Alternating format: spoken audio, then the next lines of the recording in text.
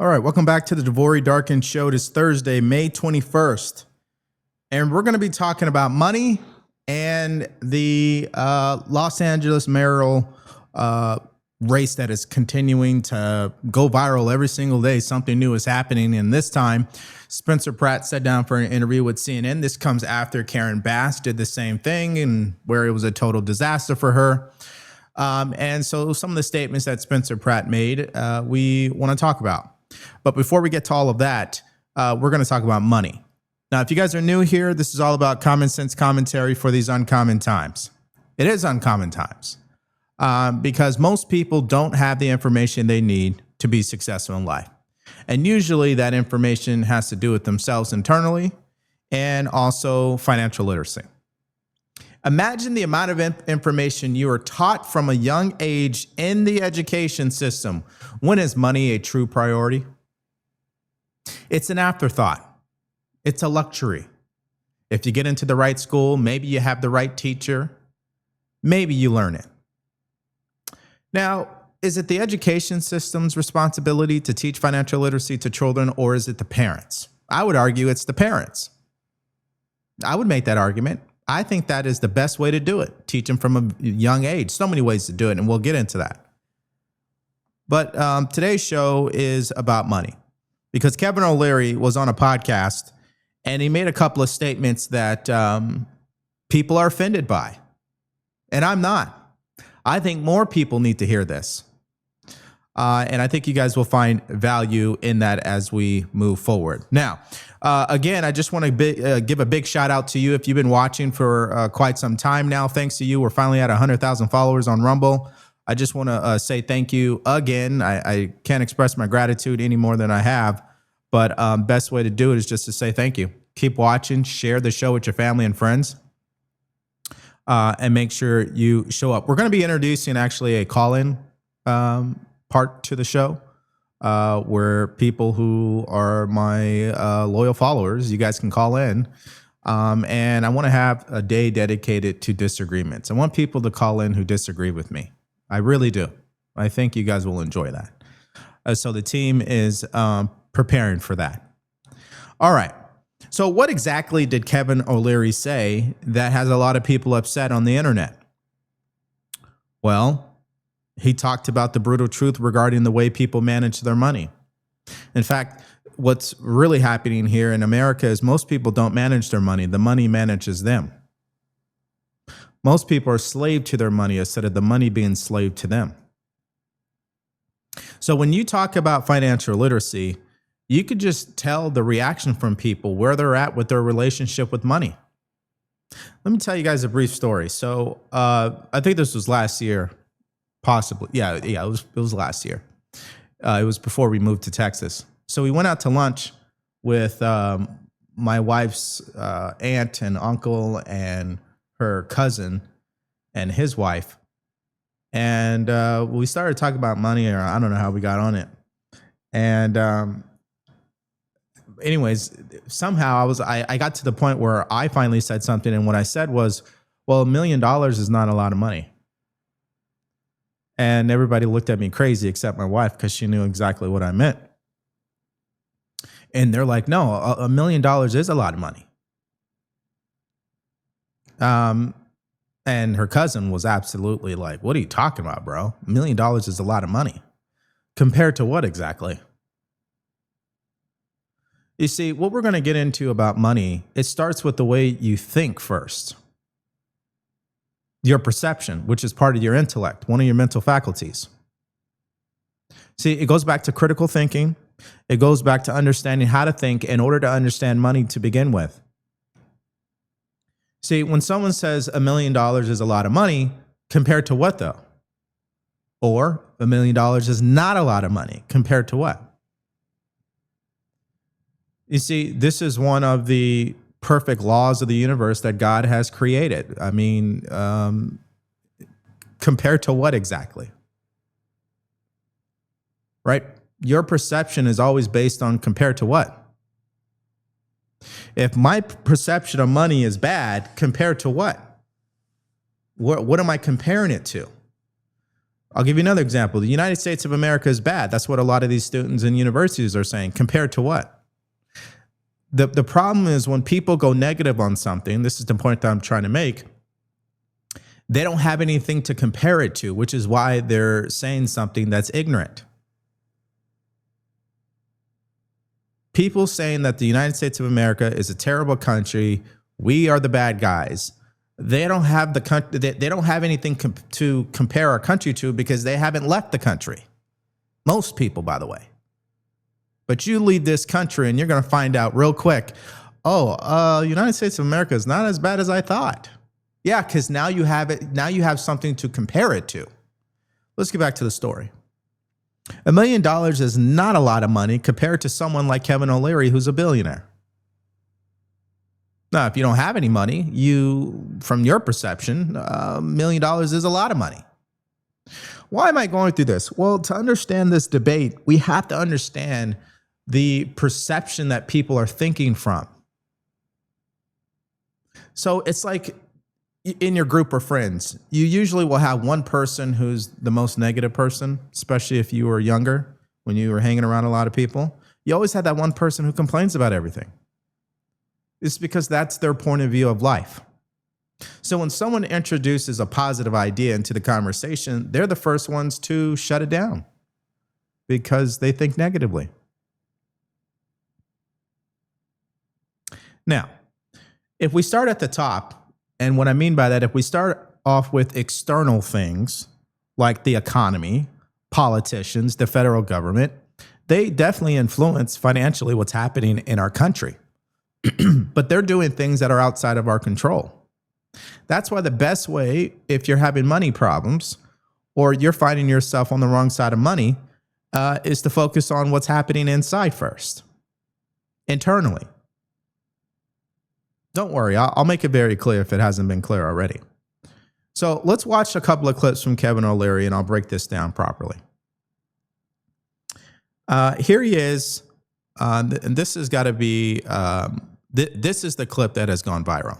It's like the last time I looked, it was 6 million views. Stop buying coffee for $5.50. I can walk around with anybody for a day and show you that they're wasting 15% of their money, sometimes 20. Stupid stuff. You know, you go to work, you spend $15 on a sandwich. What are you, an idiot? It costs you 99 cents to make a sandwich at home and bring it with you. So what if you bring it with you? Bring your own water if you have to, or your own drink, or bring your own coffee mug. You start to add that up every day, it's a ton of money. Most people, particularly working in metropolitan cities that are just starting out on their job, making their first $60,000, piss away about $15,000 a year on stupid stuff. And that's what they should stop doing. Okay, let me play the beginning just in case you guys didn't hear it. Stop buying coffee for $5.50. I can walk around with anybody for a day and show you that they're wasting 15% of their money, sometimes 20. Stupid stuff.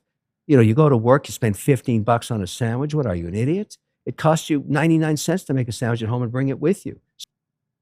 So people were upset at Kevin for saying that.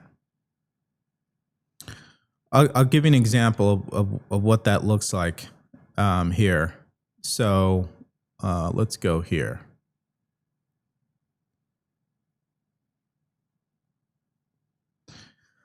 He says, we're not even talking about the advertisers, people who don't have cognitive freedom, and they're not equipped to deal with the level of sophisticated cognitive manipulation these advertising companies are using against them. Mind you, they have it down to a science to get people to buy things. Their spending habits are engineered to stop, or their spending habits are engineered. Stop blaming people when they are victims to the system of greed. So this guy, the pushback here is he wants to blame the advertising companies on why people waste money. Isn't that interesting? Okay. I have more to say, but let me go to this one. You idiots, only us rich people can enjoy the good life. The rest of you need to make very little money and eat peanut butter and jelly sandwiches. Hey, Kevin, how about pay people more? Oh, wait, that's a crazy thought, right? Now, that's a element of what progressives believe, that billionaires should pay more. And we reacted to Jeff Bezos' interview yesterday that said, you can double the tax on billionaires. That's not going to solve people's problems technically, because remember, the government, the way that it is constructed, is vulnerable to fraud. So even if they received more money, it doesn't mean the money's going to go where it's supposed to in the end. We have that problem with nonprofits today. All right. So let me show you The View and how they reacted to this. And then I'll talk a little bit more about this. Most people, particularly working in metropolitan cities that are just starting out on their job, making their first 60,000, piss away about 15,000 a year on stupid stuff. And that's what they should stop doing. So, I don't know what kind of stupid stuff you're talking about, but maybe people what's wrong with people liking their stuff? They know what they make. They know how to budget their budget. It doesn't cost 99 cents to make lunch. It costs like $10 to buy eggs. So he's so out of touch, because let's face it, he sold in 1999, he sold his software product to Mattel for $4.2 billion. So I don't want to hear him telling me about the cost of living or the price of anything. It's his point that if you just leave out the cafe lattes, you will become a billionaire. Yeah, I mean, it's so out of touch. Out of touch. That's what they say, out of touch. No, when people hear the brutal truth and they disagree with it, that's exactly how they respond. They say, oh, that's out of touch. You don't understand my fight. What people don't understand, majority of millionaires in this country all were eating peanut butter jelly sandwiches. Okay? They were not eating out. Okay? Most of them were in debt. That's what a lot of people don't understand. Now, I'm speaking from experience. When I was in the military, I was the worst at financial literacy. Why? Well, it goes back to what I've been saying this entire week. Didn't have two parents in the household and didn't have a father to teach me about money. My mother didn't even teach me about money. In fact, you know what I heard from her most of my childhood? Money don't grow on trees. Now, what type of idea is that exactly? Is that a positive idea or is that a negative idea? Please put your answers in the chat. When you hear the statement, money don't grow on trees, how does that make you feel about money? Positive or negative? Now, imagine hearing that 1,000 times every single year of your childhood. No wonder when you get to the age of 18, you're scared of money. You think it's bad. Because money don't grow on trees. You see, the statement money don't grow on trees means there's a lack when it comes to money, which is false in the United States of America. There's an abundance of money. We have so much money, they make it up today. Money is just a bunch of digits now. I mean, we know the federal government spends $6.5 trillion in a year. And you're telling me money don't grow on trees? Oh, there's plenty of money. But see, if you don't wrap your head around it, you're not going to get it. That's the problem. Now, saying that to people who are having financial problems, they don't want to hear that. They don't want to hear it because they're not in the receiving mode. So I heard for the most of my childhood that money don't grow on trees. So when I became 18, I didn't really like money like that. And then I'll give you another story that made it worse. So when I was in middle school, I told you guys this already, my mother got breast cancer, so I had to go live in Houston, Texas. She sent me over there to go live with my god sister, or her goddaughter. And they didn't teach me about money either, okay? But they said the same thing. In fact, they went to church almost every single day. And you know, anytime money came up, you know what they said? Money is the root of all evil. That's what they said. I got a bug in here for some reason in my studio. Sheesh. Money is the root of all evil. Okay. But what does that mean exactly? Is money evil, or is it the people who's using the money evil? All right. At any rate, so that's what I learned when I was living there in middle school. And freshman and junior year, and then I go back to California, and my mother passes away my junior year. I want you guys to hear this story properly, okay? So, after my mother passed away, I didn't really show up to school my senior year. I was living with my friend on his couch. At any rate, one day I picked up this book. It was called The Secret. And it said, hey, you know, if you change the way that you think, you can influence your behavior and you can have a better life. But you got to stop being so negative and start finding gratitude in things and start saying what you want out of life. Well, at that time, because I was naive and I didn't know any better about anything, and I said, what's the worst could happen? I already lost my mother. I got nobody. Okay, I got no job. I'm broke. What do I have to lose by following this book? So I wrote down on a blank check that I would have $10,000. Well, 2 years later, I got $10,000. It doesn't even matter how it happened. The bottom line is one day this guy calls me up. It was from it was a guy who's in charge of managing the mutual fund that my mother left for me. Okay.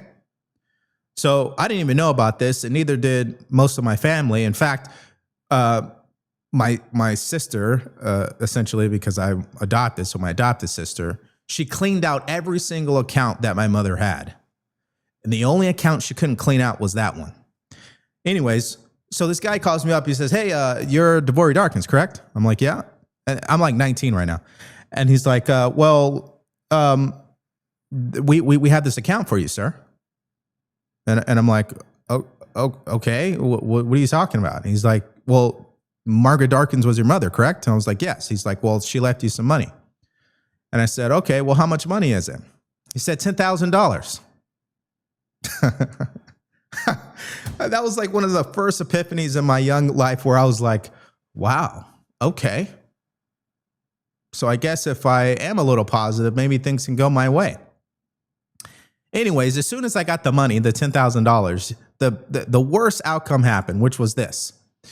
My adopted sister demanded I pay her $4,000 out of that $10,000. And you know what you know why she demanded that? Because I still had stuff at my mother's house. Even though I was living with my friend, she said, hey, you come and go. You should pay the electricity. You owe us for gas. Anytime you come, you eat something out of the refrigerator, you owe us money there. And I was so upset that I just gave her the money. So I gave her the money, and I never talked to her after that for a very long time. I maybe a couple of times over the past 15 years, but you know, it taught me a lesson that family is just a word, okay? So that's the bottom line there.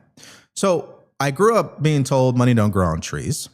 Then I go to Houston and someone tells me money is the root of all evil. And then when I get a little money, my family took it away from me, essentially, okay?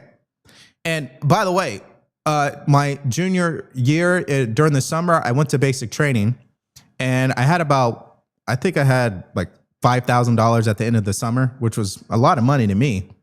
And when I came back from basic training and started my senior year, that's when my mother passed away. So my family asked me for the $5,000 to use towards the funeral expenses. The fascinating part about all this is they didn't need my money, but they asked for it. And because DeVory was naive, he didn't know any better. And they said they'd pay me back, and they never did.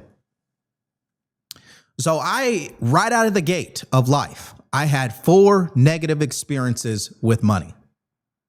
So I get on active duty for the military. I start making some money, right? More money than I've ever made, more money than people my age at 21. And what do? I get rid of it. As soon as the money hits the bank account, I'm already spending it. Why? Because I had a negative energy regarding money. I had limiting beliefs around money. I had this belief I didn't deserve any money, because every time I got the money when I was younger, what happened? They took it from me. And then when I grew up with my mother telling me, hey, money don't grow on trees, I never had a positive relationship with money. So as soon as I get it, it's out the door. Now, this principle is true in every aspect of life. This happens in people's relationships. Hold on really quickly here, please. Hold on a second.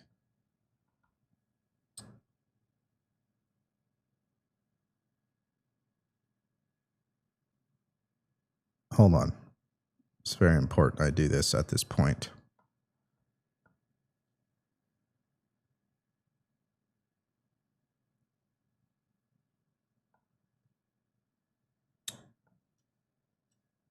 Apologies, guys. I have to fix this. Technical difficulties here. Okay. I think we are good at this point.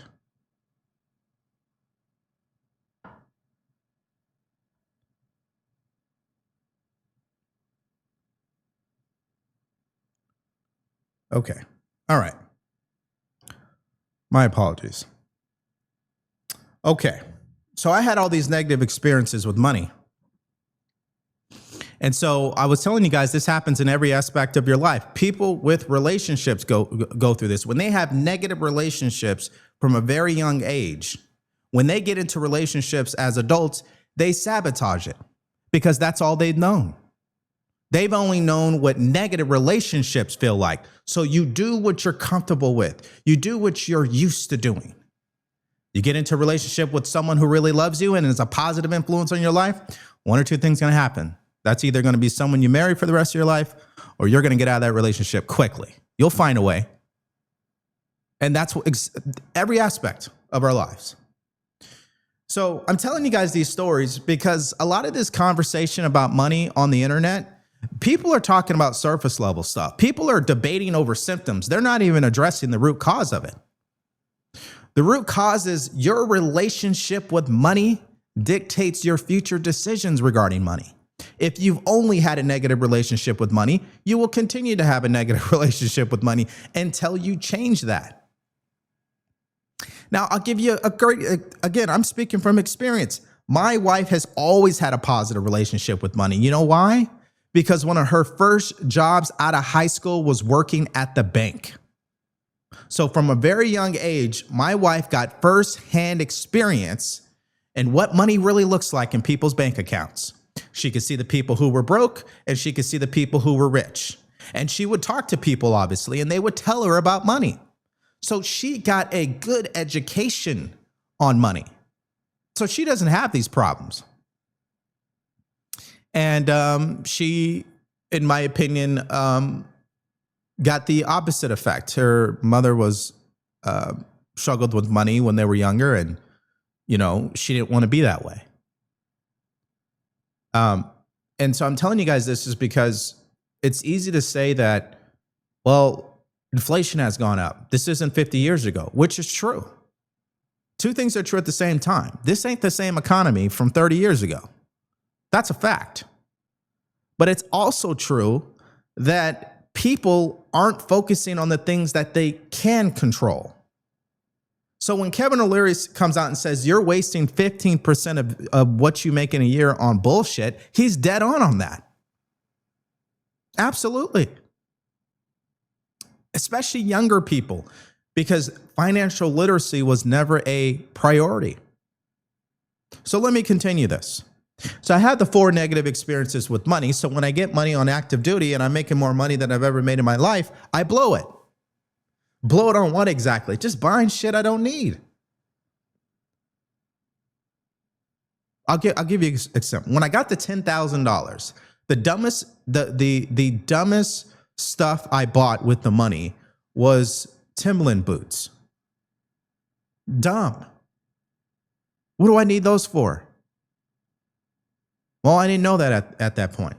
Then when I get into the military, and this was another bad habit of mine, I spent money on other people. So, I got myself in situations where I was living above my means because I would pay for lunch, or I would pay for this, or I would pay for that, because I was living with this guilt around money. It got so bad that my Jeep got repoed. Not once. I got my Jeep repoed 3 times. The third time I said it's over. Because if I continue to repeat this, I'm not going to fix it. I got to let it go. I got to eat this at this point.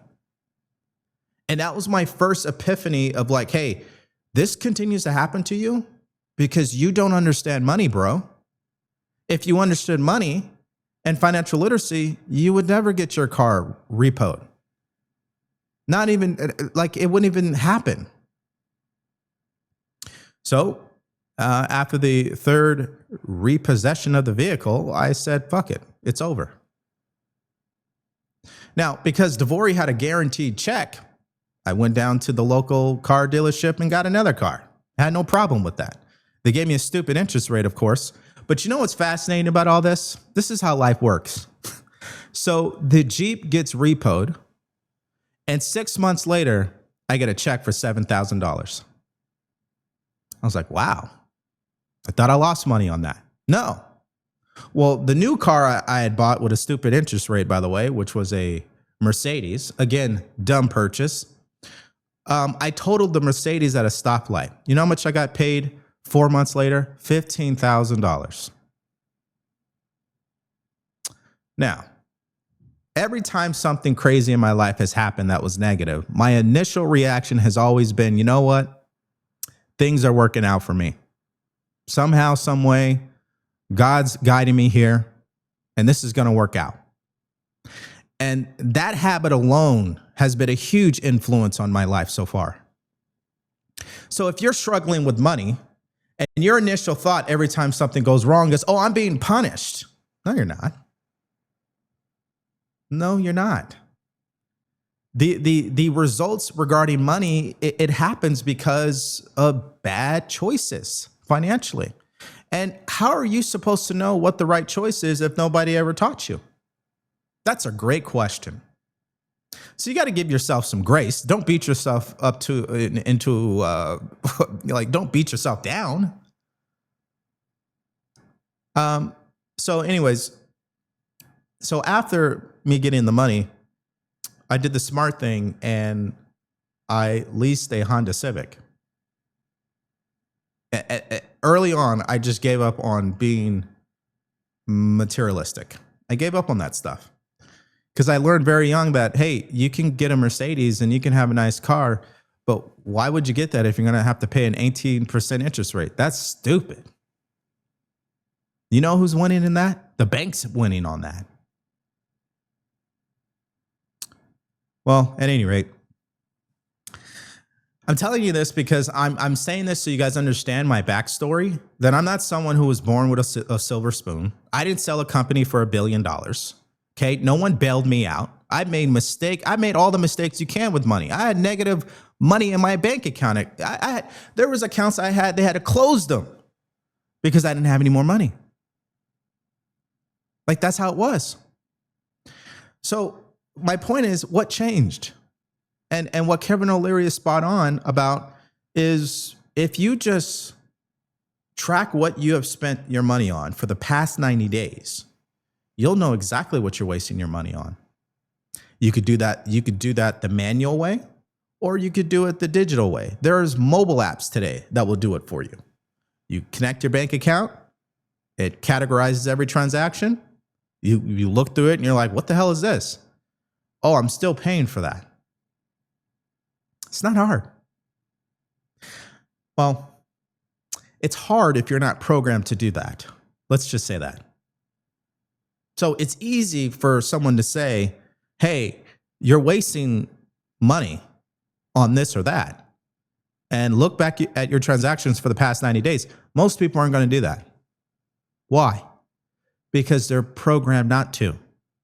They're programmed to not look at their money carefully.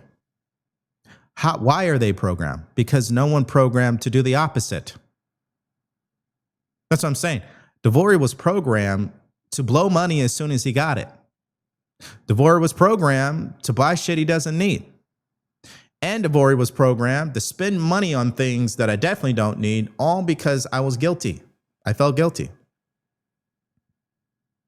Until it got, and I told you guys this the entire week, I got so fed up. After that third repossession, I was done. I was like, okay, this is all right. This is too much, man. This is, life can't be this way. What the hell's going on? Well, it's because I didn't know what I was doing. It's just that simple. So good news is my best friend, he's great at money. My wife's great at money. So I've learned a lot.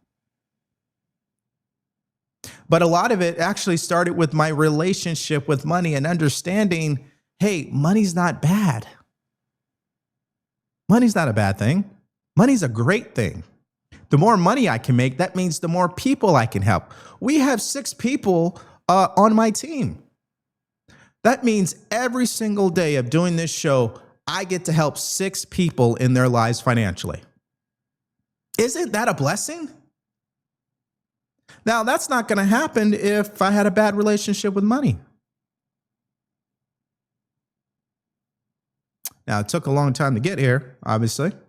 But yeah, I mean, it was a great lesson that, you know, you got to change your relationship with money. First, you got to realize money's not bad. It's a tool that you can use to help people. Now, people, just like guns, it's not guns that kill people. It's people with guns that kill people, right? People kill people. They just choose what tools they're going to use. Some people use guns. Some people use bombs. Some people use IEDs. Some people use drones. Some people poison people. People kill people. Evil people do evil things, whether they use money or something else. I came to that realization. And luckily for me, by doing so, it helped me make better financial decisions. So today, I don't buy shit I don't need. I just don't do it. I buy things that I believe will be worth the experience. That's what I do. Or I buy things that I know I'm going to reuse over and over again. A great example, there's only 2 clothing brands that I wear today. It's 9 Line Apparel, who happens to be a sponsor of the show, which I'm grateful for, and Built Basics. I've worn Built Basics for at least 8 years now, since the very beginning of the company. I've not changed. I still have pants dating all the way back to, I think, like 6 years ago. Okay? Now, let me go one step further and show you this. I wear this literally almost every single day. Now, I get this habit from the military. But as a result of me wearing this every day, I really don't have an excuse to buy shoes I don't need. Now, there's people out there that they collect shoes. I don't do that. I'm not in the business of doing that. I don't care to do that. I think it's a waste. There are people who are looking forward to some new shoes coming out. That's on them. If that's the way they want to live their life, if they financially can do that because their budget allows them to do it, go right on ahead. I'm not bagging on them. But you see, you get to decide the lifestyle you want to live. So you can live above your means or you can live below your means. But you're going to have to make a choice regardless. And what at least a good part of the country is being told, no. That's not what you should hear. You should be blaming the politicians for your financial issues.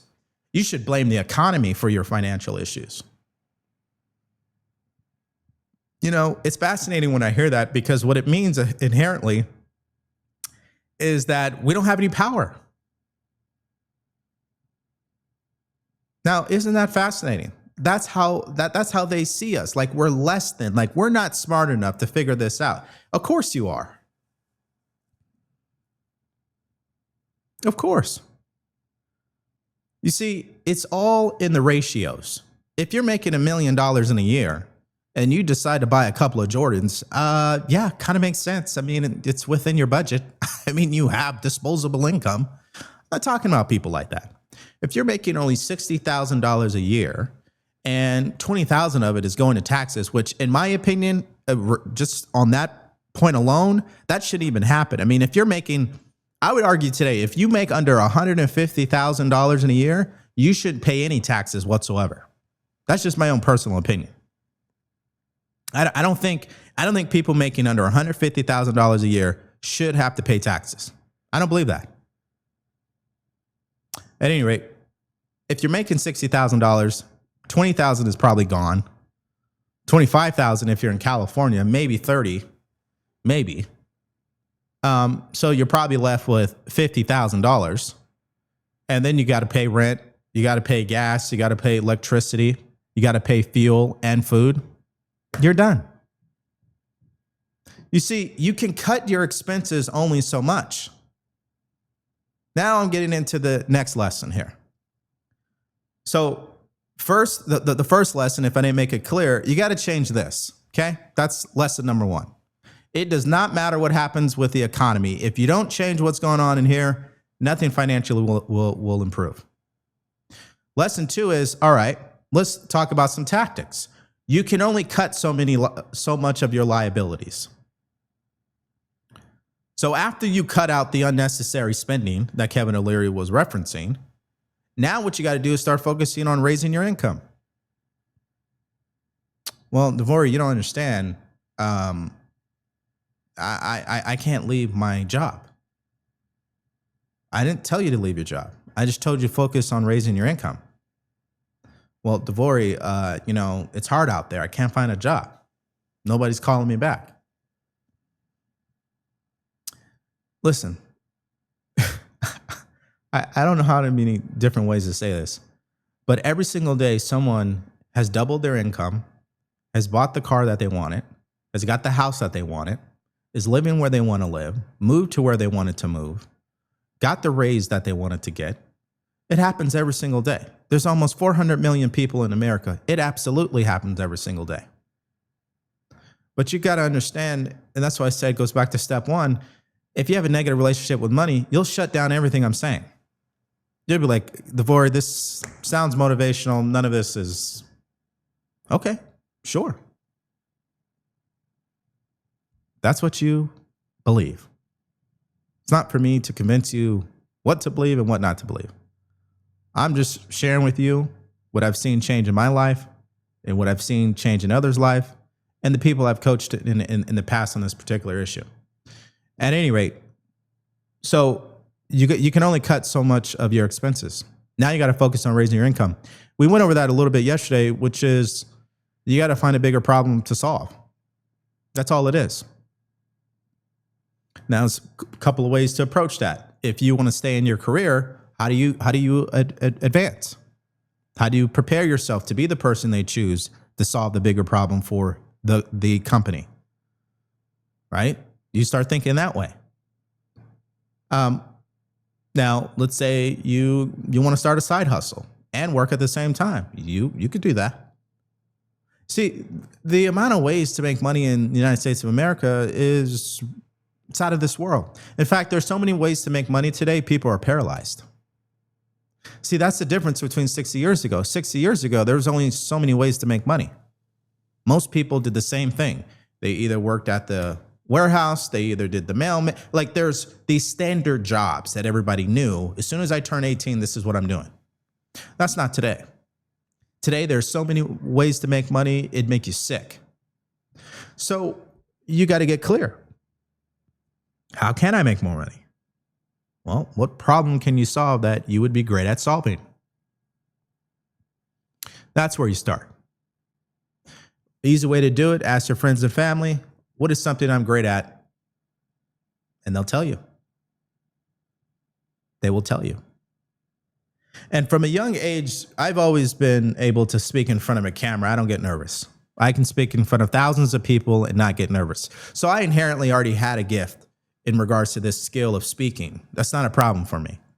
I may stutter from time to time, as you guys may notice. I may get some things wrong, as you guys may notice. It doesn't bother me, though.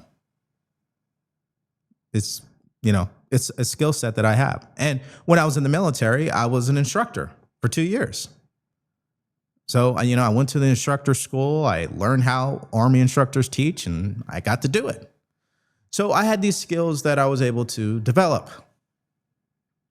So I know that using that skill, there's some problems I can solve for people.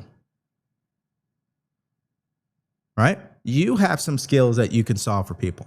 I don't want to make this whole show about, this particular tactic. I'm just telling you, this conversation with Kevin O'Leary is so powerful because it shows you where people are at with their relationship as it relates to money. People reacting negatively to what he said, These are people who have a bad relationship with money. If you have a great relationship with money, you'd be like, absolutely, he's dead on. Yeah, because I love money so much, not that it's a God for me, but I respect money so much that I wouldn't waste my money like that. I respect what I'm trying to achieve, so I'm not going to waste my money like that. You're a human being. Sooner or later, you're going to waste your money on something. Duh. But we're talking about people who are stuck in the habits of wasting money repeatedly. And that's what's slowing them down. Again, we go back to how do you raise your income? I just went over it. Some people just need to change their careers. You can make $236,000 being an electrician at a data center.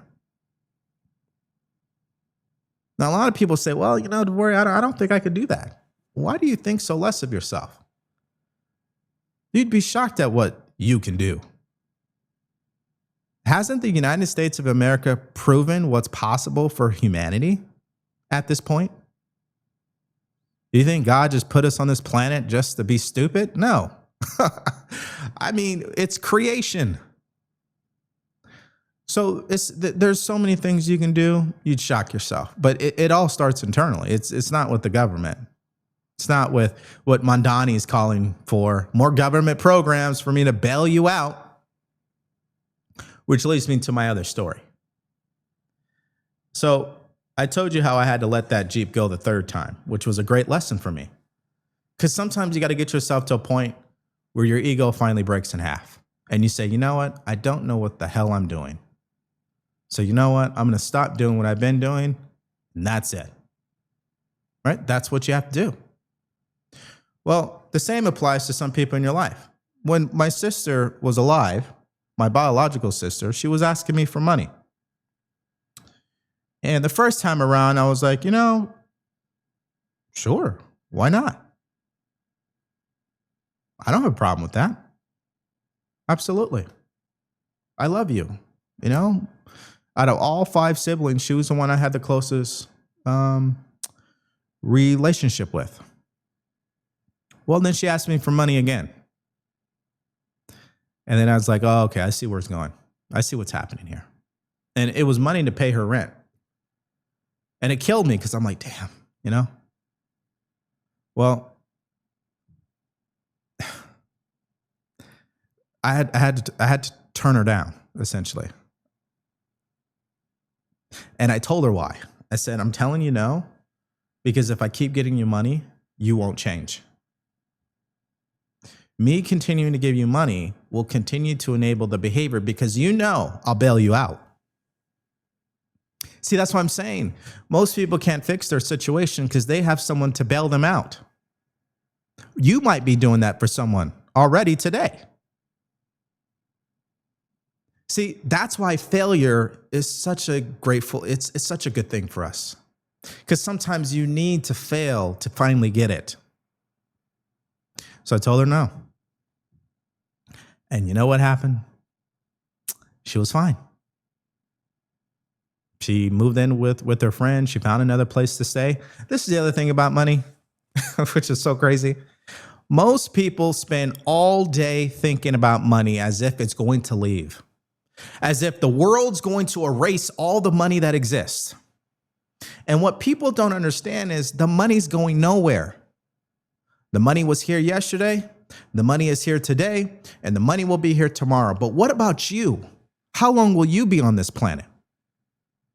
So sometimes it's the level set people and stop stressing so much about money. Money is not your identity, by the way. But if you make it your identity, you'll never be happy in life. You'll continue to have a negative relationship with money.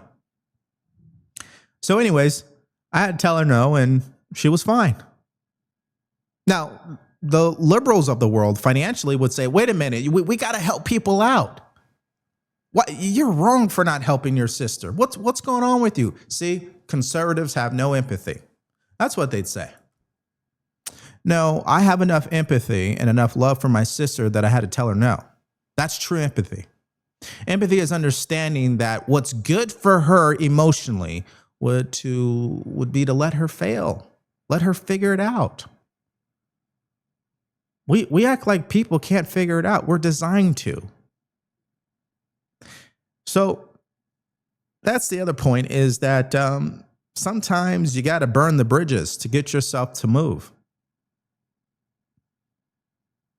So $236,000 for an electrician, maybe $80,000 for a different position in a different company. It's all out there. It's all out there. But it's only out there for the people who seek it. Seek and you shall find is the nice quote. Listen, I know a lot of this or some of this sounds motivational. It's not. It's real life. I've lived it repeatedly. And I continue to live this mindset today. And the problem with politics, as we talk about it every single day, I realize that a lot of this stuff is surface level, and we're debating and crying and arguing over symptoms. The root cause is at the individual level. And that's the beauty of capitalism. You can be a bum on the corner and then become a millionaire. You could be a millionaire and then become a bum on the corner. It's all out there. So I know we were supposed to talk about Spencer Pratt, but I think this is what should be taught. Most kids don't learn this. It goes back to the breakdown of the family. If you're living in a single parent family household, when does the parent ever have time to teach you about money? When does the parent ever have time to teach you about how to vet someone for relationships? So we've got people growing up with single parents at a record number than ever in history, by the way. No wonder people are struggling. They don't know financial literacy. They don't know how to maintain relationships. They don't know how to go out there and sell themselves to get the proper job. They don't know how to pay the price. So they struggle. You're going to struggle anyway. I mean, it's part of life, obviously. But a lot of this stuff is self-inflicted. What people don't want to hear is, hey, you need to downsize. You need to cut back. You need to sell that car you don't need. You need to stop buying shit you don't need. Most people don't want to hear that because they feel like they're being told what to do, and no one wants to be told what to do. See, you'll do exactly what you're told to do when you hit that breaking point called dissatisfaction. When you're dissatisfied enough, then you'll listen. That's it. That's it. But, you know, some people can manufacture that, I guess. I mean, for example, Michael Jordan did that. He made up stories in his mind to bring himself to the level of dissatisfaction, so he worked 10 times harder to obliterate his opponents. But not everybody does that. They don't use their imagination in that way. Kobe Bryant, same thing. They just make it up. They do whatever they got to do to get themselves in a place emotionally that's like, okay, I'm upset, I'm dissatisfied, I'm going to go 10 times harder now.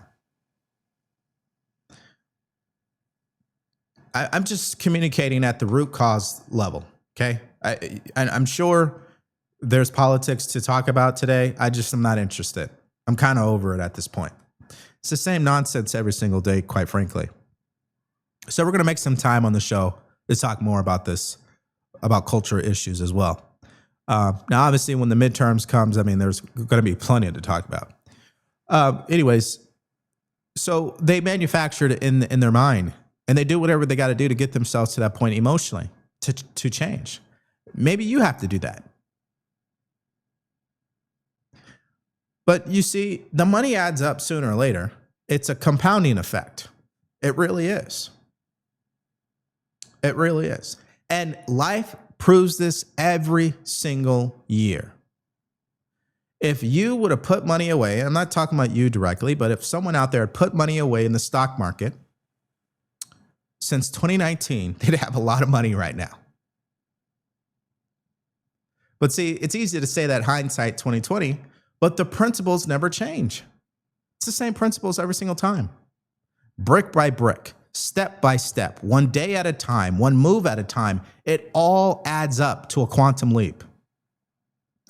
But most people, they take a few steps And then they stop and they quit and they say, no, I don't want to do this.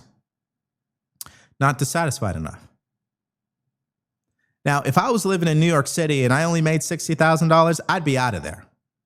I'd be gone. We were living in California. We could have still lived in California, by the way. We could have afforded it. I'm not wasting my money like that. Why? Because I respect the life I want to live. It's not about politics for me.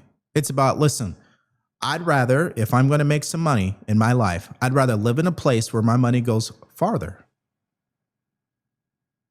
And it's not just Texas. You can move in a lot of other places, whether that's Tennessee, Florida, other places like that. Midwest. But see, then people say, oh, I don't want to move there. We looked at Knoxville, Nashville, outside of Atlanta, Phoenix, Scottsdale, Flagstaff, Asheville, and Austin. And Austin was the choice. It was a great choice because the money goes far here. But see, we were willing to do what most people don't want to do. We were willing to sell all of our stuff, go through the inconvenience of moving, and leave. I can't tell you how many times I heard somebody complain about money, and then when I asked them, well, why don't you take this opportunity over here? Oh, I don't want to do that. I don't want to move. I don't want to. So let me get this straight. You're sitting up every single day crying to God about how you want to better your life and earn more money. But when he gives you an opportunity, how does that work exactly? How many times has an opportunity slapped you in the face and you ignored it? Only then down the road to be like, oh, man, I should have did that. That's what I'm saying. A lot of these issues in America, I'm telling you, we can solve these. A lot of these issues can be solved at the individual level and within our own communities. That's why I believe churches and small nonprofit communities should be what's solving most of these issues, not the government. Like if I'm Mondani, I'm like, hey, listen, borough number 1, here's the amount of money you need to invest in your own community. Have at it. You guys waste that money, it's going to be on you. You guys invest the money properly, this borough will flourish. But see, the government doesn't see it that way, especially socialists. They don't want you to have the money. They don't want you in control. They want you to be a slave. So, yeah, a lot of the stuff I said throughout the show today, most people who think his way, they'd be, oh, DeVory he has no empathy. That's why I say a lot of people should join the military. You'll learn about empathy real quick. You'll also learn about what your limits are. See, that's the other thing. Most people, they haven't been tested. They don't understand that they're bigger and better and smarter than what they give themselves credit for. They don't think that they can do better. Now, who gave them that idea? Social media, definitely. That's who gave them that idea. So anyways, if it was me, and I was the government, I wouldn't be creating any programs. I mean, I guess you'd have to have a program that says, hey, we're going to invest the money into, this city or this community. Yeah. But I don't believe in buying or opening government-owned grocery stores. I don't believe, using nonprofits up the wazoo to solve problems that seem to never end. No, I want to know where the money is going, and I want to put it in the hands that makes people feel responsible. And that's a part of our politics today is they have removed responsibility from the dictionary. Right? And so people, they're all over the place. They don't know how to take control of what they can control. So no, I would definitely put the money into these communities and let them figure it out. They know their community more than any politician in DC. And I'm not talking about just investing in small business, but we were talking about the housing market yesterday. The money should be going into increasing the supply. And these environmentalists, hey, you guys are going to have to kick rocks. Because yes, there's a place and a time for that. But I guess my question is, at what cost? We see what happened in California. The environmentalists literally run that state. And as a result, they not only can't even rebuild the Pacific Palisades, as an example. They have a supply issue there. They are pretty much driving the refineries out of the state. I mean, we all know Valero paid $1 billion to leave. And let's not even get into the high-speed rail, which is a whole nother thing. So we need to put the money into the hands of the community leaders who are actively doing the work. That's what I do. But again, depending on the culture you grew up in, you may already have good financial literacy habits. You know, for example, it is known based on history that Jewish people usually are great with money. They're taught about money from a young age. That's why they're very well off. I'm talking in generalities, people, please. Asians, well off. They are way above the poverty line. Why? Because it's part of their culture. It's the beliefs. It's the habits they form from a very young age because of their two-parent household. They don't see their parents buying shit that they don't need. They don't see their parents blowing money. So they don't know what that's like. So they don't do it. But if you head over to the black community, well, generalities, okay? Generalities, all right? When I was in Houston, you know what we spent our money on? Air Force Ones, clothes, materialistic stuff. And I've always said, for the people who are in the ghetto who make money drug dealing, imagine if they put that money in the stock market. It would be, it'd be wealthy. You see, the interesting part is, in parts of our country where people are doing things like this, they got the right idea technically. They're just applying it to the wrong thing. Anyways, it's learned. It's what they grew up doing. So that's what they do. And to bring my point home here,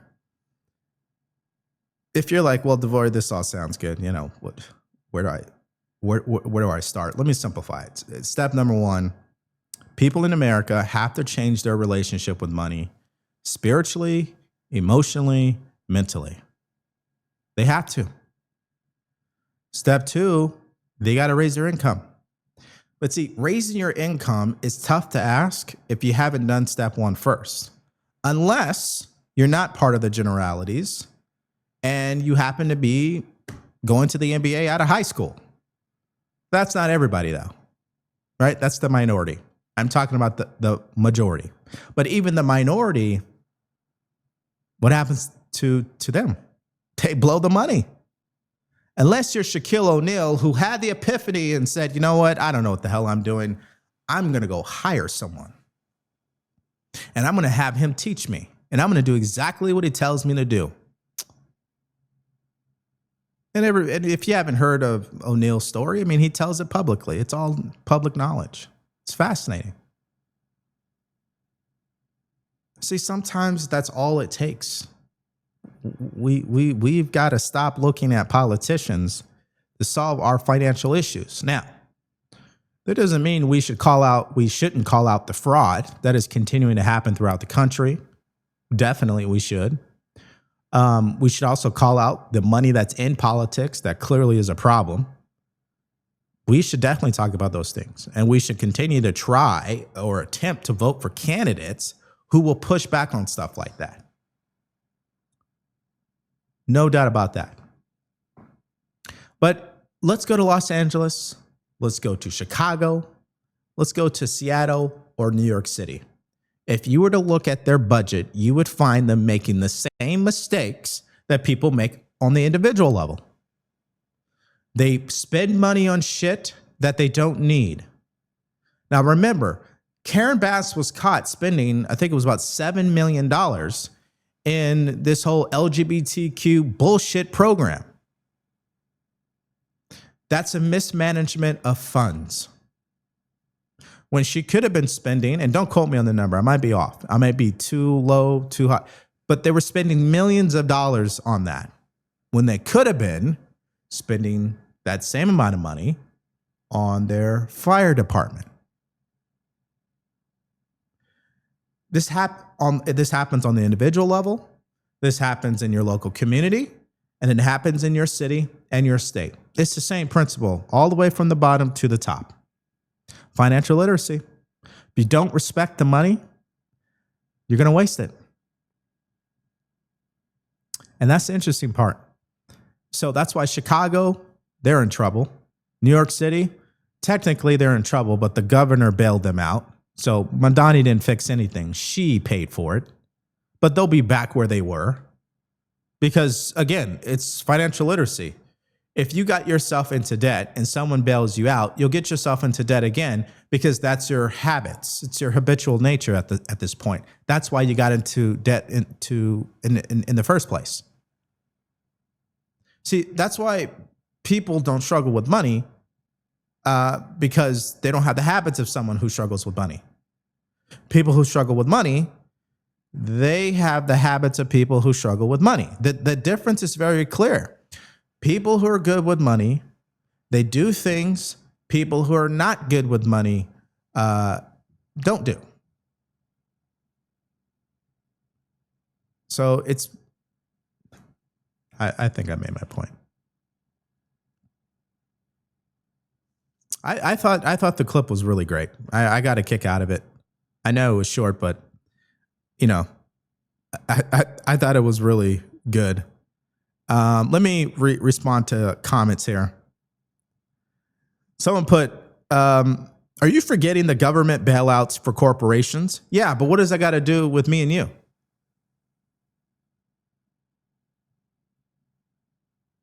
What does that got to do with me and you?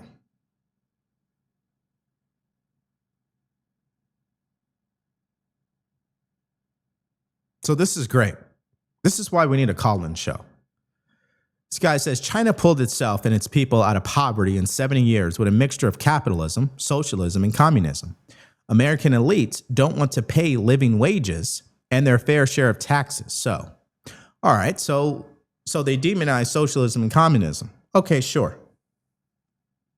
Let's explore that. What is a living wage? What is the number exactly? To have a good faith debate on this, I want you to define what is a proper living wage in Houston, Texas. Tell me. And then what I want you to do is define what the fair share should be for a billionaire. Tell me. Make it clear. Give me a number.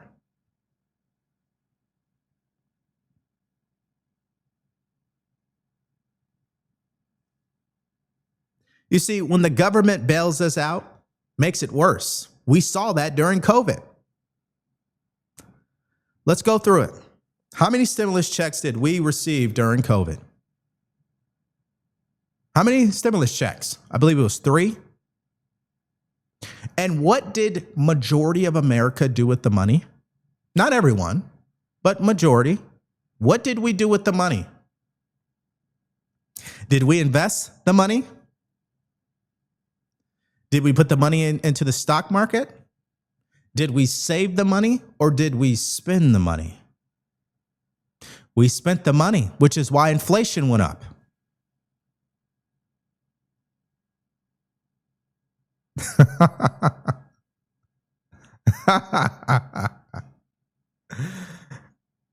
Guys, how do you think inflation happens?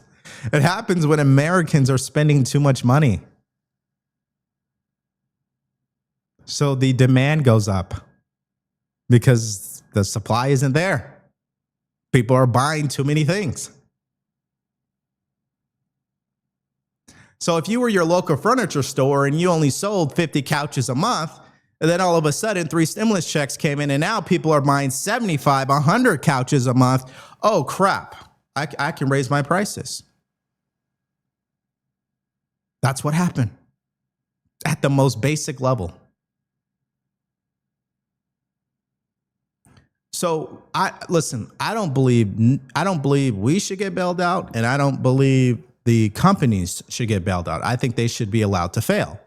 I think that's part of the free market system that should stay intact. I think if a bank fails, it fails. It is what it is. We're going to have to go through a rough time. Fine. But let the natural process play itself out.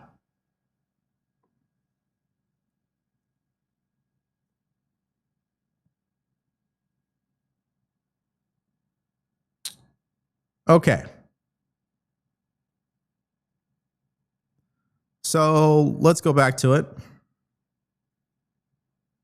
Okay, so when prices have increased and the minimum wage hasn't, you can't have a living wage. Now, let me ask you this next question. What is the purpose of minimum wage? What is the purpose of minimum wage exactly? Is the purpose of the minimum wage to allow someone to live financially or to live a comfortable financial life? Or is it a temporary thing? It's a good question.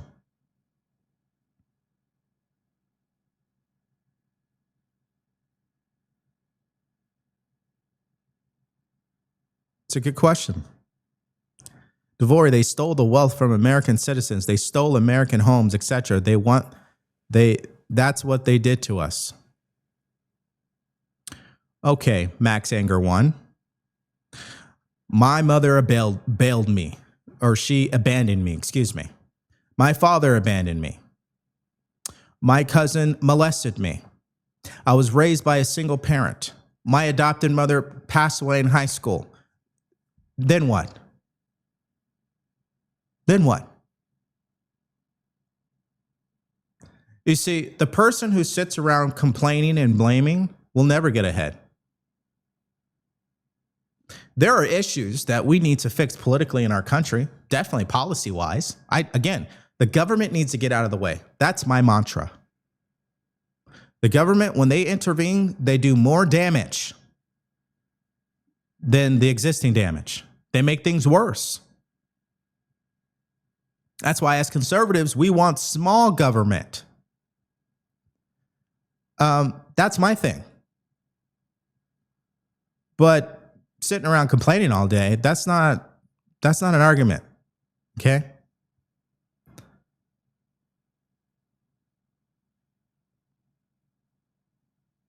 Bought guns and ammo.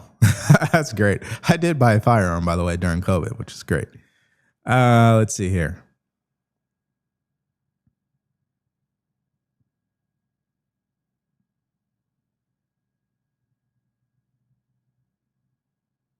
Someone says, I have 8 ducks. Oh, that's Tyler. Oh, that's great.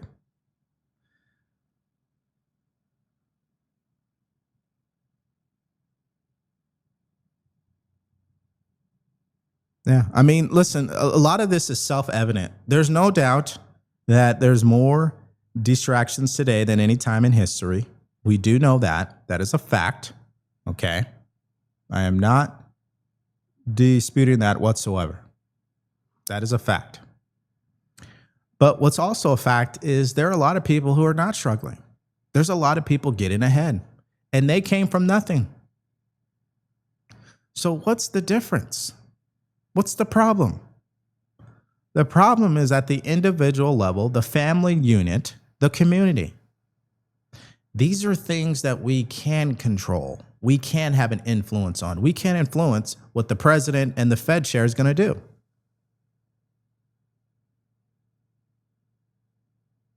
That's why if you focus on the things you can control, you can make a lot of headway.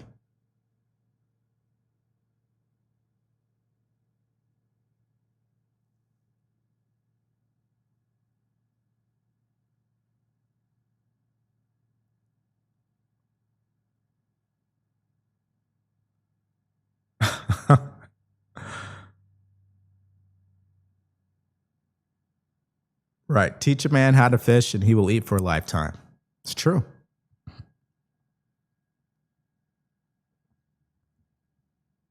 I do like this comment because my wife and I, we've been talking about going on a cruise. But last time I was on a cruise, I was young. I barely even remember it. But point is that I looked up how cruise ships are made. Well, they're not made in the United States of America. I was like, man, why doesn't America manufacture cruise ships? That's a shame.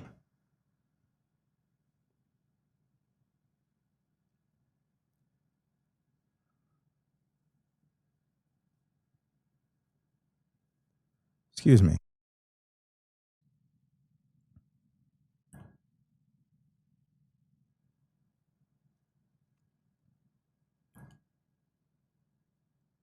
Someone put military doesn't. Oh, okay. It's the same troll.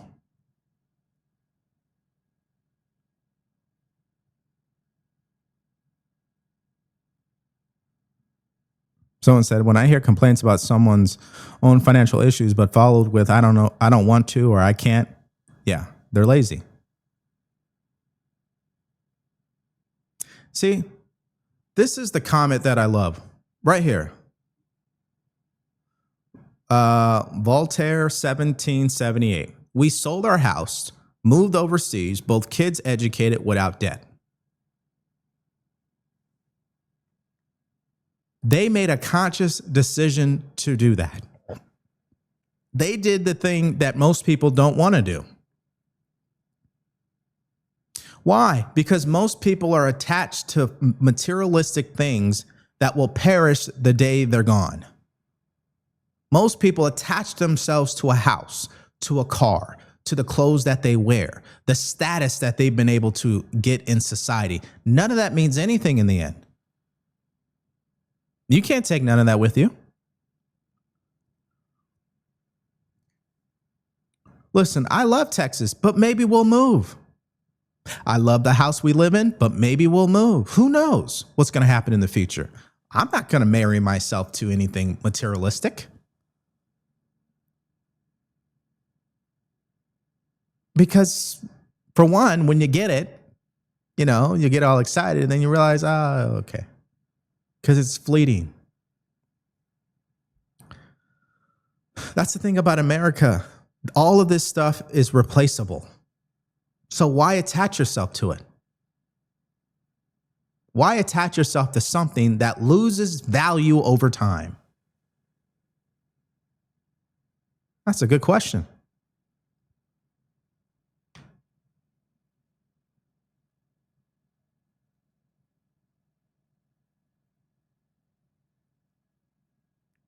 Someone said, I make $60,000 in Tennessee. It goes pretty far down here. I love that. NYC, 60K will get you a closet. But see, that's the point. Think about this. Two people making $60,000 in a year. One lives in Tennessee. The other one lives in New York City. The one in New York City says the system is unfair. Politicians need to fix this. I'm a victim. While the guy in Tennessee is like, hey, life's great. That's the United States of America for you. Abundance. There's all scenarios play out here. And that's why you can change it. You don't have to live in New York City. Well, you know, if I move, you know, my family's here, my friends are here. Let me give you a reality check.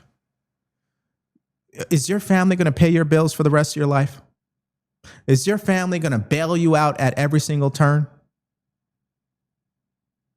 Is your family even in a position to do that? If the answer is no to all three, you have no business living in New York City. Because you deserve to get ahead in the United States of America. To do that, you got to do the thing most people don't want to do. And that's why people become successful. They do the things failures don't want to do. Bottom line.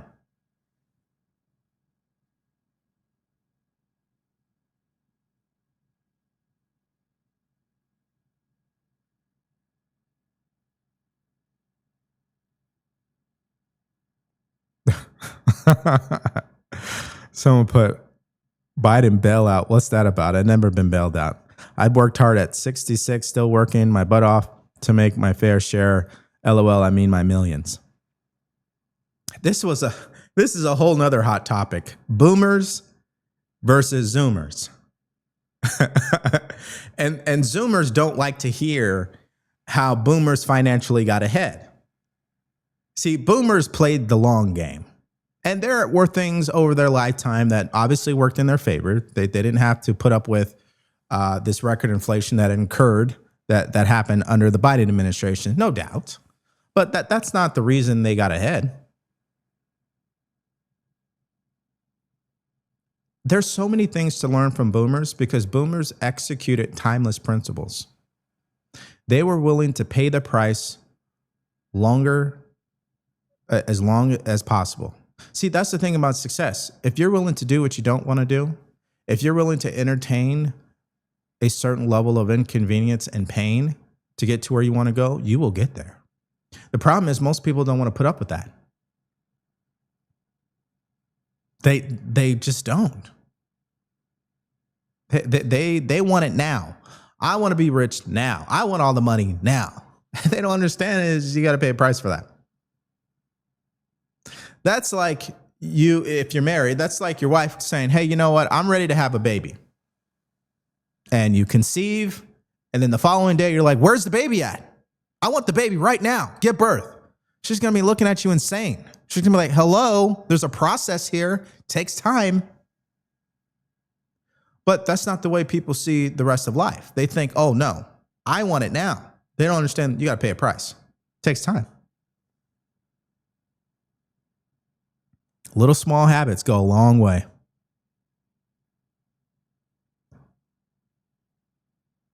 Someone said, I sold my home, moved into a small apartment, cut my bills from $4,500 to $2,000. Good for you. Good for you.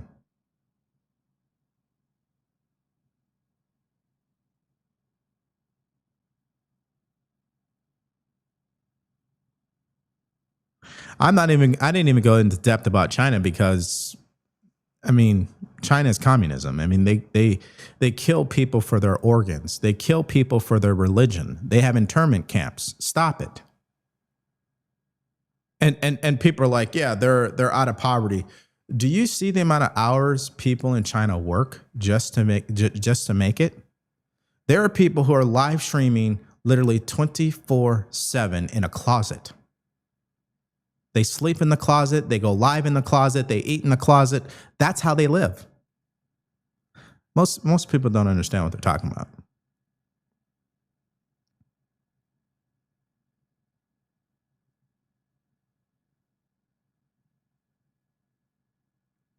Someone said, but your credit cards are charging citizens 25, 35%.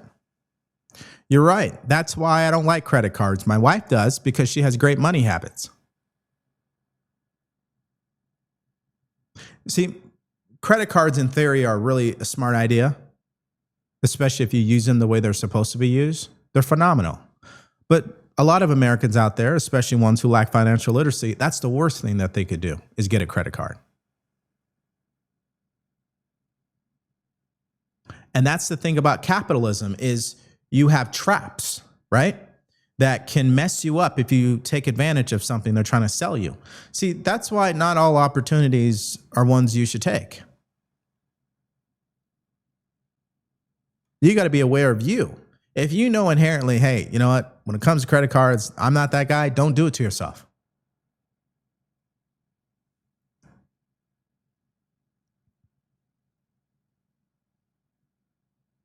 Someone put, I'm actually okay with minimum wage increasing, even though many conservatives are against it.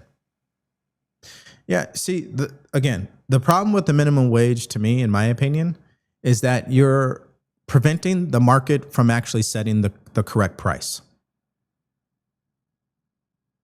That's what's happening. So the government is saying, hey, McDonald's, Burger King, Taco Bell, you guys have to start off here. But what would happen if you got rid of the minimum wage and Taco Bell needed to hire people and people said, I'm not working for that? Taco Bell would have they'd have no choice but to raise it.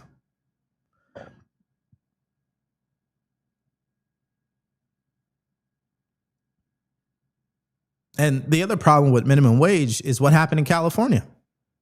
When they raised the minimum wage in the hospitality industry, in the restaurant industry, what happened? People went out of business.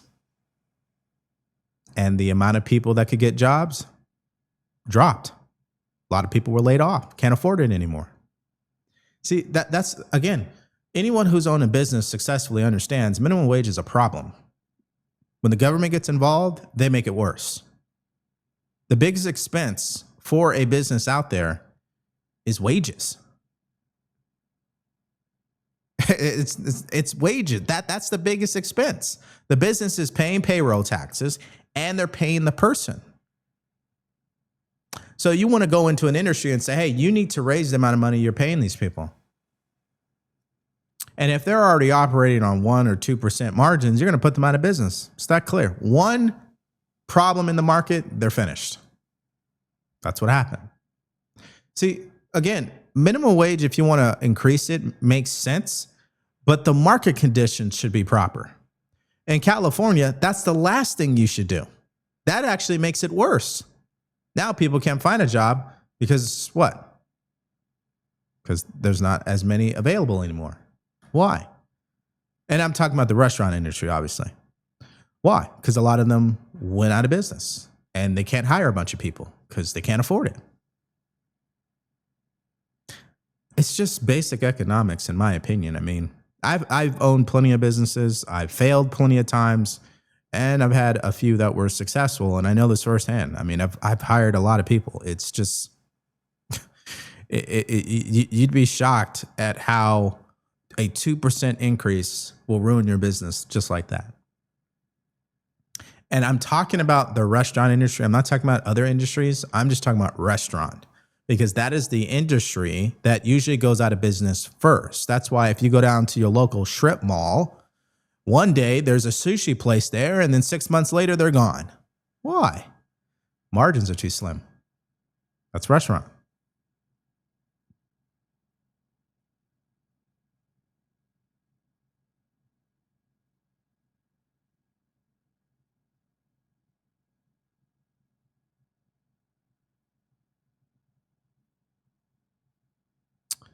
Thank you, Lindy R. Appreciate that.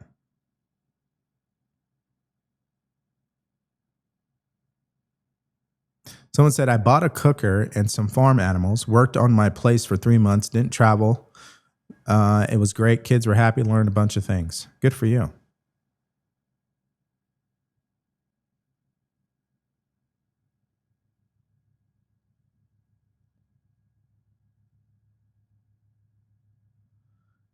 Let's see here.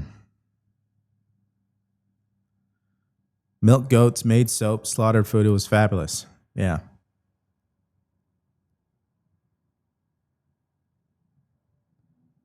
Yeah, I mean, listen, my brother and I, we had a juice bar in our local town.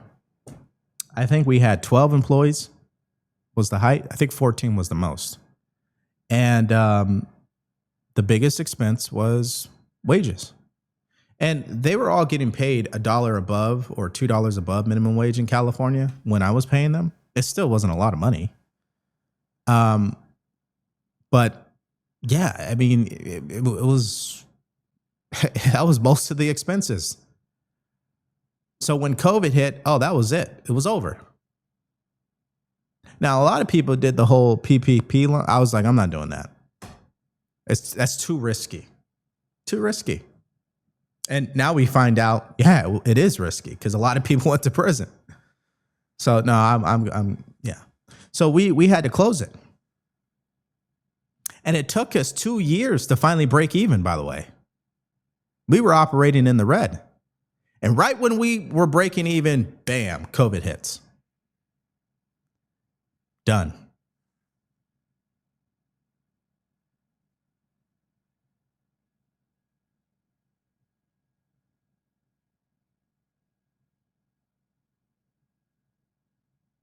Let's see here.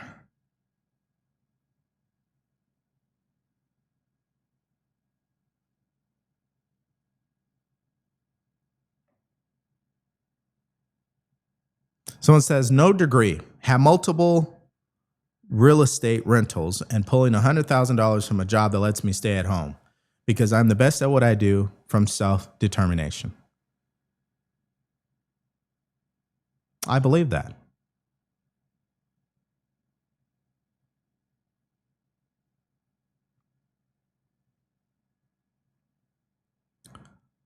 Leases on vehicles. Do you like them or hate them? Is that what you're asking?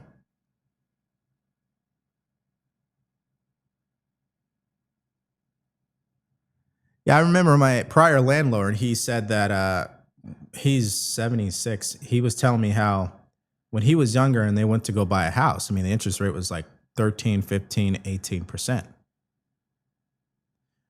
But the key variable there is, yes, the interest rate was higher, but the check that you're getting paid every month covered at least 2 mortgage payments. Like today, one check for a lot of people, I mean, that's the mortgage, right? Or the biweekly check is what I'm saying.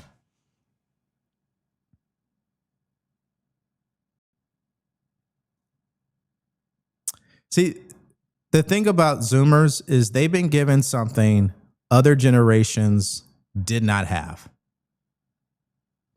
They have every opportunity to make money in so many different ways that aligns with their skill sets. They don't have to do what everyone's been doing. See, as a millennial, we were told what to do. Go to school, get a student loan, then get a job. Millions did that. And obviously it was a lie. Zoomers they don't have to deal with that today. See, the world is their oyster. They can do whatever they want. I honestly believe they're in a better position than any of these past generations, in my opinion, only because of technology. The economy and money has become something that is easy to obtain at this point compared to previous generations. And so it's not a boomer versus Zoomer thing. It's that the market conditions were different for boomers versus Zoomers, but the principles are the same. Meaning if you don't understand financial literacy, you would have had trouble back then as a boomer, and you're going to have trouble now as a Zoomer. That's the bottom line. Principles still apply. People who saw bigger problems make more money. That happened back then, and that continues to happen today. And same principle. Boomers were willing to do things that others wouldn't do for an extended period of time. Same thing for Zoomers.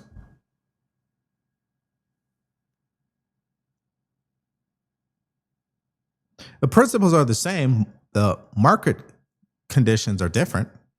I will say that.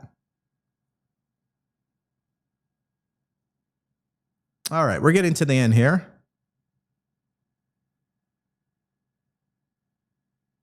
Yeah, I mean, this is another good point. I mean, most people in that generation, there was no internet. So, number one, they didn't deal with the same amount of distractions, in my opinion. But they got to focus on work. And you don't understand this unless you shut your phone off for at least 3 days. Then you'll really get it.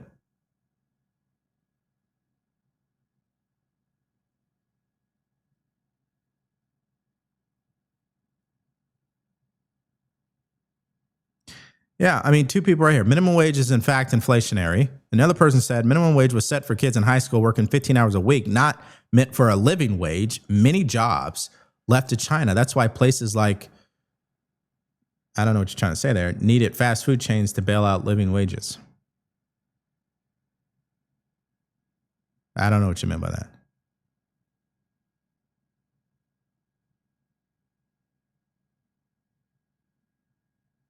Thank you, CJ. Here in Alabama, Airbus hires people at $28 an hour and trains them from the ground up on how to build an airplane. Yeah. But see, the problem that Airbus is solving is a big problem, air travel. So inherently, this is an industry and a company that makes considerably more money than your local restaurant. That's why when you're talking about raising minimum wage, you shouldn't be talking about in the restaurant industry. That's ridiculous. And in the airline industry, to my understanding, there's a collective bargaining agreement. There's a union. So, that's a thing too.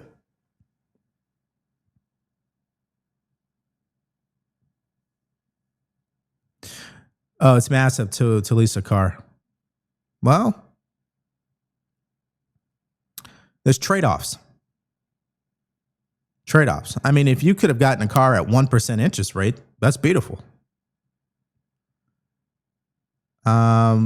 It's just depending on your financial situation. DeVory, I live in Oregon. I make $100,000 a year. I want to leave, but I have 15 grandkids.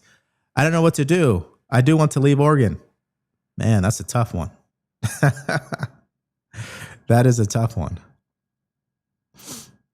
Now, if that comment was coming from your grandchild who was saying that, meaning they were like, I make $100,000 a year and my grandparents are here, but I don't want to leave Oregon, I'd be like, well, you got to do what you got to do.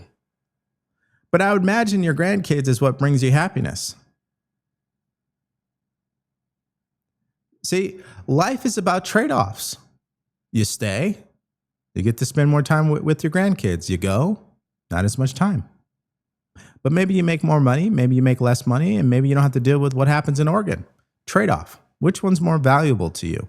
That's the right answer. There is no one-size-fits-all that says you must do X, Y, or Z. It's, wait a minute, what trade-offs am I willing to deal with, to live with? Right? That's key life lesson. That's what the government doesn't understand. The government believes, particularly people like Mandani, they believe in solutions. We have the solutions. No. Trade-offs is what's going to happen. And the question is, this new social program, what is the trade-off? Will it make things worse or will it make things better? We have a solution during COVID. Let's pay Americans 3 stimulus checks. What's the trade-off exactly? Record inflation. Was it worth it? Most Americans would go back, no doubt. If you could go back in time and say no stimulus checks, I guarantee most people would do it. Absolutely. The prices have gone up so much, it's ridiculous. We would all go back, for sure. But see, again, that's not the way politicians think, because it's politics. Doesn't make any sense.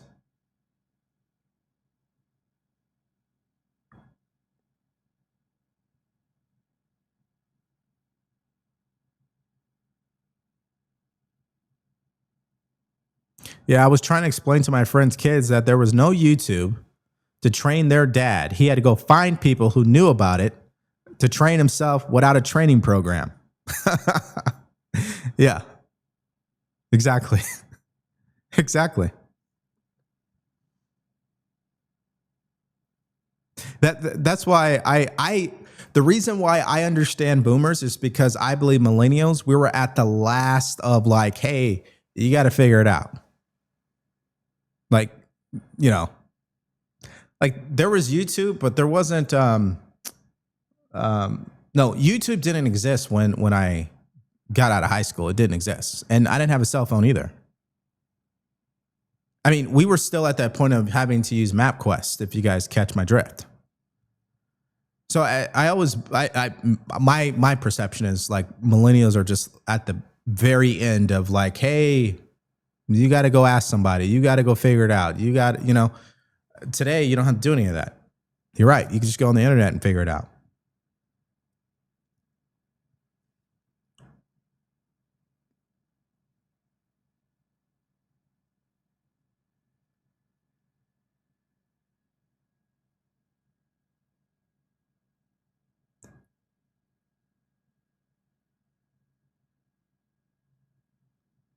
Let's see here.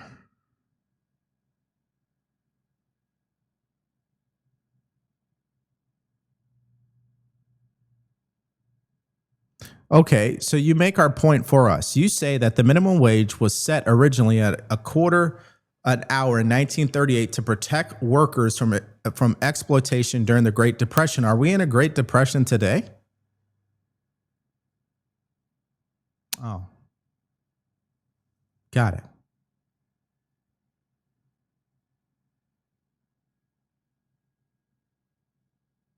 I was telling somebody that we were interviewing yesterday, we should go back to 2018. I think that's the perfect mix of technology. And if you don't understand minimum wage and how it negatively impacts the restaurant industry, you're not a serious person on the issue. You have no idea what you're talking about. If you think raising minimum wage in the restaurant industry will add more jobs, I got a beachfront property in Kentucky to sell you. It doesn't happen. The opposite happens. And if you've owned a restaurant, which I'm pretty sure you haven't, you definitely don't know what you're talking about.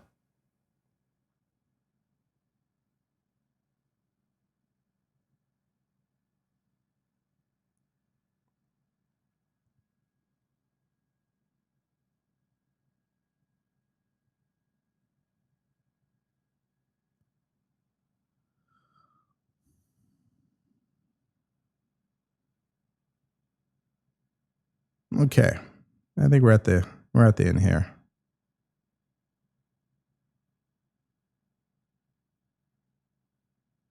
Someone said the trade-off worse than record inflation, it was fraud, losing corporate culture, losing accountability, breed laziness, government workers in a bubble bath during work hours. Yeah, all of that.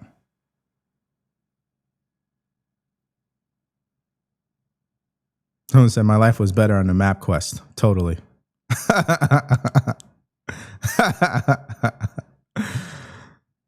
That's crazy.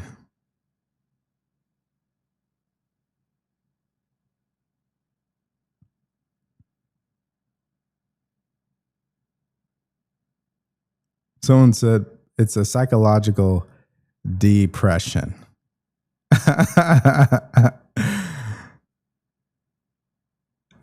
Depression, because that's what you used. Oh, you're not a serious person. You're not serious. You're not a serious person.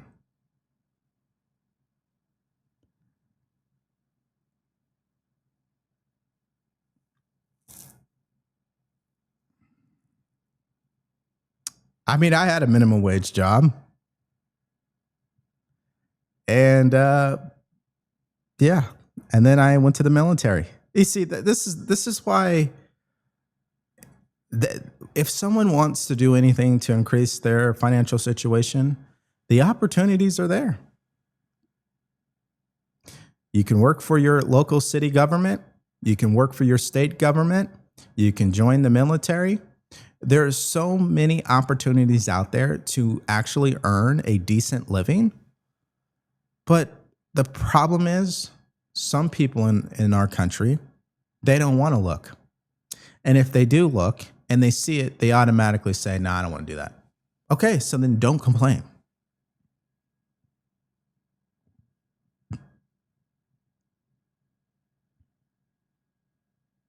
'92 Yankee.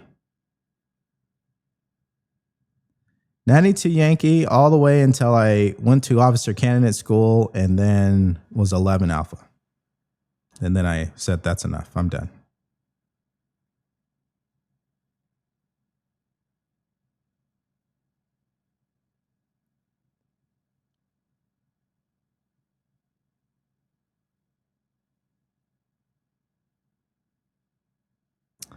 Yeah.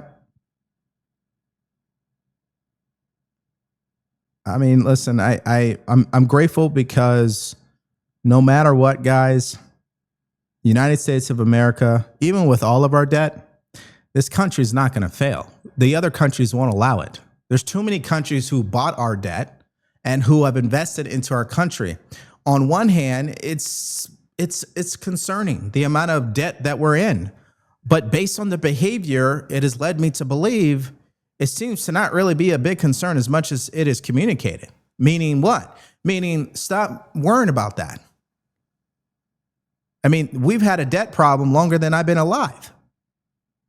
So I'm not going to stress over that because I can't control it. What I will be focused on is what am I supposed to be doing? What can I do to make myself more valuable? Where do I need to go?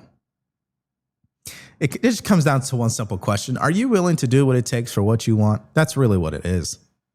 Most people say no.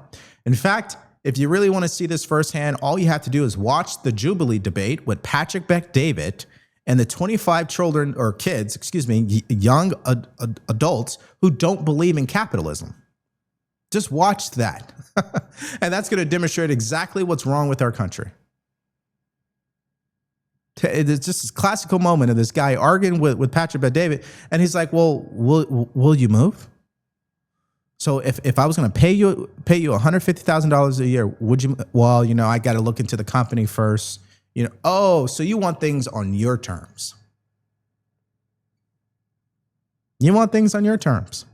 You see, you got to live life paying a price to get yourself in that position. I remember I learned this lesson when I was 30. It was very simple. DeVory, if you're not willing to do what you're doing for free, you won't be able to make the money you want to make. What does that mean? That means when I started coaching people, I did it for free in the beginning. And then what happened was, because I stayed with it and I was great at it, I started making good money. But see, what happens is most people in the beginning say, I want to make them a lot of money first. You haven't paid the price yet. It didn't work that way. Cause and effect.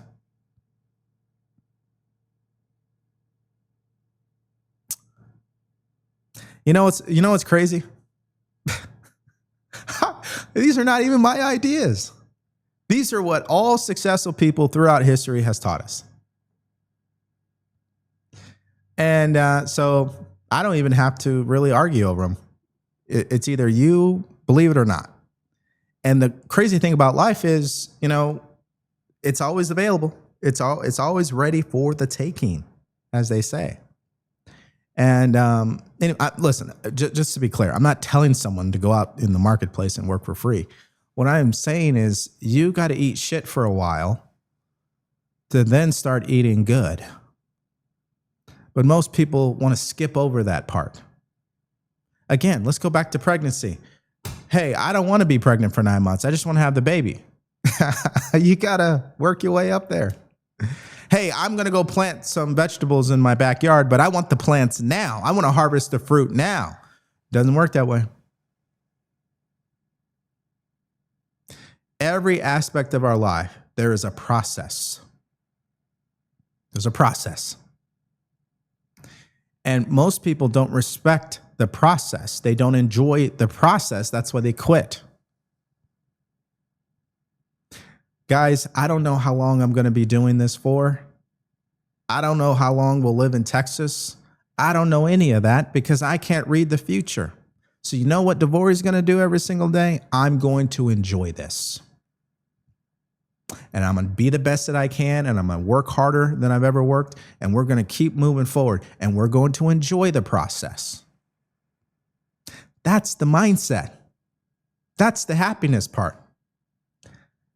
I mean, maybe the show will get 10 times bigger. Maybe it won't. I'm not going to attach my value to that because I enjoy what I'm doing. I want us to be bigger because I think the message that we're communicating here on the show, I don't think people hear this enough.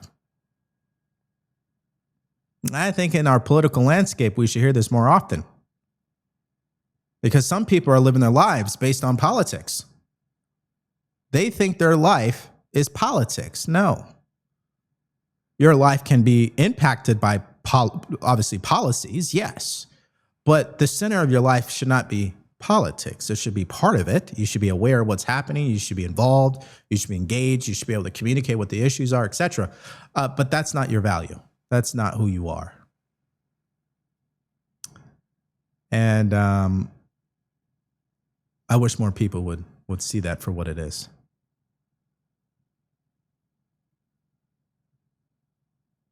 Someone says, you sit here on your podcast making good money while others are trying to find great jobs. Your advice isn't wise for everyone, nor correct. Maybe you're right. Maybe what I'm saying is not for everyone. And you know what? That's okay.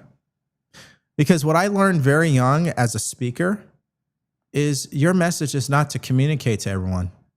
Your message, your purpose is to communicate to people who were supposed to hear what you were saying. There are people who watched the show today and said, you know what? This was exactly what I needed to hear. I'm not trying to convince everybody in the world. I'm only talking to people who actually understand what I'm saying. And who knows, oh, I could be better. I could do better. And what I was telling my friend the other day, or what I was telling my son the other day, oh yeah, I'm right. Yeah. I'm not in the business of trying to convince people who do not want to be convinced. You'll be waiting your whole life for that. I don't do that.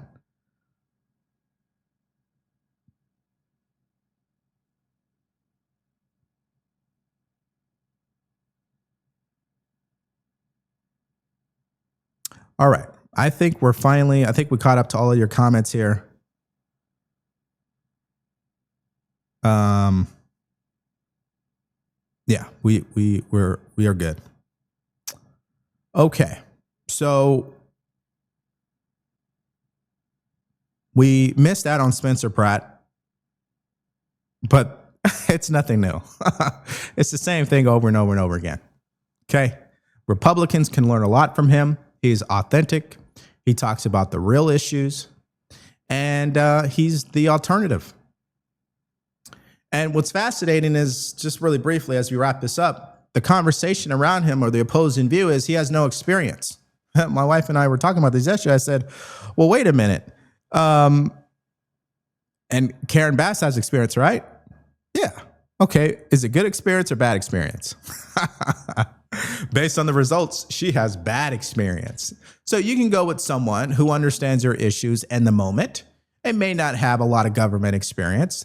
But at this point, I think they can't do anything worse than Karen Bass. That's the same thing with Donald J. Trump. Listen, there's plenty of stuff I disagree with the president, the White House, and what they've been doing. There's no doubt about that. But what's the alternative? What's the trade-off? What is the trade-off? And I guess we're just going to have to decide what type of inconvenience we want to live with as Americans. We can live with the inconvenience of open borders, boys playing in girls' sports, mandated vaccines, sanctuary city policies expanding, soft on crime policies becoming normal, parental rights going out the window, weaponization of the government towards people who they don't agree with, censoring people off the internet. We can deal with that inconvenience, or we could deal with the inconvenience of what we're currently experiencing. And it's not for me to tell you which one you should choose. All I'm asking for is whichever one you choose, stand on principle and be consistent. That's how we know you are authentic. Don't be fake about it. That's the problem in politics. A lot of people, they just go with the wind. I think you guys know who I'm talking about too, by the way. All right, guys, that's the show for today. Very grateful that you guys got to tune in. Hit that follow button if you haven't already on Rumble. And as we always say, because I'm so grateful for our country and you, we say God bless you and God bless the United States.